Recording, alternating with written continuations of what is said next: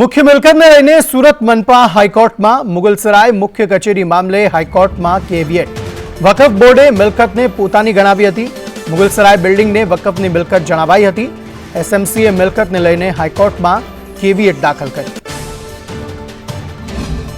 2021ના તત્કાલીન બોર્ડે એને અંશત મંજૂરી આપીને નોંધવા માટેનો આદેશ કરેલો, જેનાથી નારાજ થઈ અને સુરત મહાનગરપાલિકા કચેરી અને એના પદાધિકારીઓએ વકફ ટ્રિબ્યુનલ, જે વકફ બોર્ડની ઉપર હોય છે અને જજોની એક ટીમ હોય છે 3 જજની, એ જજમાં ટ્રિબ્યુનલમાં દાવોને પડકાર્યો અને એમાં વચ્ચે એક સભ્યની હોવાથી 1.5 વર્ષ સુધી એ પેન્ડિંગ રહેલું। ત્યારબાદ વકફ ટ્રિબ્યુનલમાં નિમણૂક થતાં આ કેસ આખો ચાલી ગયો અને 3 જજોની બેચે એને સર્વસંમતિથી વકફ બોર્ડના જે નિર્ણયને રદ કર્યો અને મહાનગરપાલિકાની તરફેણમાં ચુકાદો આપ્યો।